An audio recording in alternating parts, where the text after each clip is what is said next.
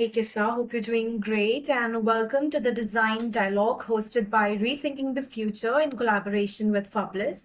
And this is your host Naba Zehra today. Hi Naba, how are you? It's a pleasure that you are taking an interview, and I'm Thank you so so much. grateful that you guys invited me. The Space Tales is a Delhi-based interior design studio founded by Kissa Zehra in 2016, offering services across India. The Space Tales specialize in turnkey projects, interiors, architecture, and set design. The studio blends modern interior with Indian elements, creating functional yet aesthetic spaces that reflect each client's individuality. Led by Kissa's vision and expertise, the Space Tales, known for its innovative approach, hand painted artworks, and dedication to transforming constraints into creative opportunities. With the focus on excellence and boundary pushing collaborations, the Space Tales continue to craft unique and memorable designs. Thank you so much for joining. Yeah, before starting the questions, Kisa, Yeah. and this whole insane conversation which we'll have today, I would like to inform you that this interview will be published on the website of Fublis. So you can sign up on the Fublis website and you'll get Okay, the access to watch this interview. So shall we proceed with the questions? of course. Go ahead. Yeah. So, Kissa, how does the Space Tales approach in balancing modern aesthetics with the traditional Indian elements in your design? And also, one thing more, could you share a project where this fusion was particularly effective? So I think the Space Tale is all about giving classical aesthetic into a modern touch. Of course, I'm that sort of a person where I love to design classical element and to get our India essence in our project. I try to infuse that. But sometimes I have to balance it with the contemporary design. So if Okay. you see my recent project, which is artistic abroad, there I have used a lot of traditional elements. Yeah. So how I have infused that with the contemporary things is like I've played with the upholstery. So if you see, I have used the yellow color, I've used deep mustard with a hint of red and green. So I've used those elements together Yeah. and blended with like a muted wood. So Oh, yeah, that's a good example how I balance like classical and that aesthetic, that Indian vibe element with the contemporary design. So mostly I play with materials and the wall finishes. So it goes hand in hand. okay. Okay. Well, my second question for you is that how do you adapt your design approach for different types of projects, such as, residential, sometimes commercial, and I also, when I saw your profile, I saw that you do set designings also, right? Yeah. Yeah, so could you share any insight into the key differences? So if you see commercial, like mostly we do residential and commercial spaces all together, but residential and commercial is very different. Like in commercial, the people are inviting in your office. So it's basically, so the space planning is according to the like when you invite people.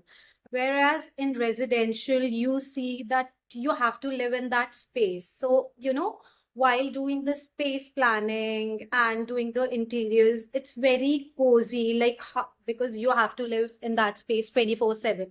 So you have to make it little comfortable for the clients. And of course, the set designing is totally different because you have to create a dreamy world altogether. It's all about like aesthetic. So you have to create that space very dreamy so that on camera it will look like a okay livable space.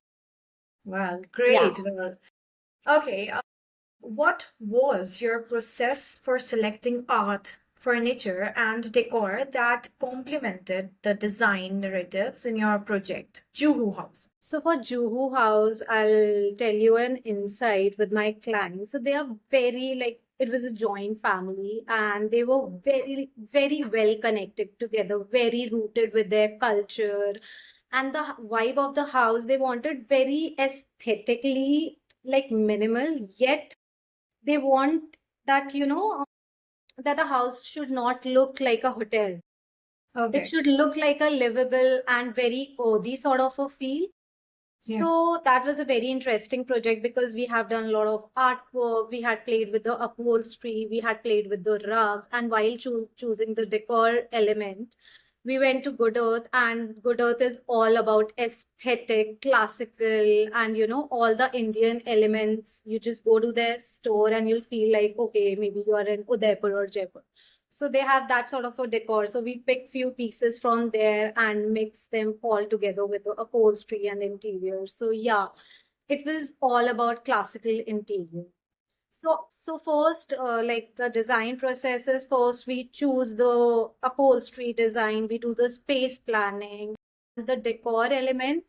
We Yeah. do it. That is the later stage because when everything comes together, then only we decide, okay, which decor, which, for example, which vase or maybe a candle stand will look good with this sort of, vibe. So yeah. Well, you see things very particularly, Yeah, like you have to because the final touch is all about decor. I mean, you design the space, and if there's no, that what do we call it, personal touch to the space, then the space will look bland, I feel. I mean, it will go with the set design also because set design, they don't have the structural changes. It's all about aesthetic appeal. So yeah, but that stage in interior or residential, commercial, any project, that stage comes later. So yeah. Okay, great, Kissa. Thank you so much for sharing this interesting story. And the next question for you is that what role did textures, materials, and color palettes play in creating a cohesive interior experience in this project? So I think color palette and materials, these two things plays a very major role in while designing any interiors. So if we'll talk about material, recently we are doing one project in Gurgaon. So the whole interior is very the English, like a Turkish sort of a house, like very cozy English vibe. So there we are playing with a lot of materials. Like we are not using marble, we are not using tile. We are playing with the natural material, like the natural stones on the floor, and we are playing with the colors. So I feel to give depth to this space, I think material and color palette plays a major role while designing the space. So if your color palette and material selection is strong, then I think the space is like you can go to give decision on site and to convince the client. Well, okay, Kisa, how do you ensure that each project reflects the individuality of the clients while staying true to your studio's design philosophy? Yeah, very good question because sometimes the client wants something. So first of course, we understand what client wants, what's the client's requirement because what we like, the client will not like that thing. So we Yeah. have to keep all the requirements, whatever the client is saying, and according to that, we have to design. But we also make sure that while designing any space, we are giving our touch, the space tail touch to that space, not like major but little bit, maybe with the upholstery, or we do a lot of hand painted artwork. Little customizations you Yeah, do. little customization we try to convince to our client, okay, this will look good, and so we give that sort of a touch. Maybe we personalize one wall altogether with the old pictures, and instead of wallpaper we try to convince our client, okay, let's just do hand painted out. Okay. So that's sort of a touch and element we try to convince, and we till now we are doing that thing in all our project. If you see our project, every project has that sort of a touch, either upholstery colors, wall hand paint, or a clutter wall. So yeah. Okay. Okay, and now, Kisa, can you please tell me that what are some of the most challenging structural obstacles you faced during a project, and how did you turn them into, a creative opportunities? Honestly, every day on site we feel, okay, there are some new challenge which is coming all together. Either it's a column or either it's a structural changes. So, for example, if recently one of us, like in one of a side, there was a major structural column which was coming in the middle of our design. So I think we usually convert those column with the cladding of any particular design, or right now we have done the cladding with the storage. So we got a extra storage with the column, so that is coming out very beautifully. So like obviously in every side there's a challenge, and that challenge we have to see how we can incorporate that thing in our design. So that's a part of our job which we deal every day. Yeah. Okay. Oh, well, how do you maintain a balance between modern design elements and timelessness in artistic at all? I think honestly, artistic abroad is all about Indian element, how beautifully we have mixed them together. Yeah. While maintaining the contemporary design, I think because the client was like, okay, we are going too traditional, let's just do something little modern. So in one of the room, we have used like a velvet sort of a touch fabric, and we have upholstered that fabric and converted their existing bed into a new with a wavy sort of a bed head design, if you see. And the color scheme what I have used is very English. Like I have used the teal blue and the dark blue combination. So that was little different with the classical and the contemporary. So there I have mixed both the things together and create a little fusion design. Okay.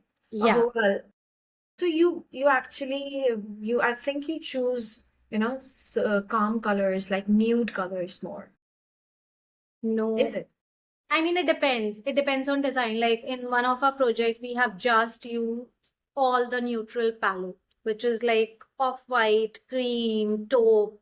That's the color palette. But on the other side, we have used like pink, yellow, red, which is, So somewhere you do experiment with the colors, right? yeah, we do experiment with the colors because I feel color is the most important part in any of the design, and people, they are very afraid of using colors in their residential project. So they feel that if we'll do maybe red color, that will look too much. I think too much is less. You should play with colors. You should do like there should be a one room where it's all about colors. And when you go there, you just unwind yourself and you just feel in some different roles. So that's I try to do that in our project, not in all of our project, but some project. Where client is like little flexible with the colors and they are not afraid to, play with the colors. It's the game of, knowing the contrast and everything and balancing the colors, right? Yeah, that's true. Okay, moving to our next question. How did the cultural context of the location influence the interior design choices of yours? I think it depends where we are doing the project. So, for example, if we are doing in Delhi, I think culturally it doesn't affect anything. But if we are doing some of the project in like mountains, so there we have to keep in mind like what materials we are using according to you know, according to the climate, according to the structure, and how they will adapt. Like, if we'll take a mountain project, any mountain project, there we have to use stones, we have to use wood, we have to use little darker color so that that place will keep little warm. So, but I mean in Delhi or any other part, the Yeah. material what we are using, we just try to experiment with that. But in Delhi station, we have to keep these things in mind. Okay. Very well said, by the way. The next question for you is that how do you perceive the role of project documentation and publication in today's architectural practice? And could you also share an example of a project from your portfolio that has been thoroughly documented and would serve as a great candidate for publication? So honestly, if I'll tell you, my every project is very well documented Okay. because it's very important, not for a publication, but for us, like how we keep the records for our future clients, because there are a lot of clients where they want to see our previous project, like how we work. So we need to show them the whole documentation. Okay, first we have to do this, that, and so on. So for that, I think documentation is the most important thing which we have to keep in our mind, and we have to maintain the whole bunch of our project what we have done previously. Second thing, for the publication, of course, there is a separate folder which we usually make with the whole detailed notes and pictures, edited pictures. The photographer gave us the edited, so we have to align another folder for the publication, and that goes to XYZ publication. So I think for any firm, I think documentation is the like very important to keep all your projects very well documented. Exactly. Okay, my last question for you is that, Kisa, looking ahead, what new design trends or innovations are you excited to explore in future projects? And how do you see the space tales evolving in the coming years? It may be coming 10 years or 5 years.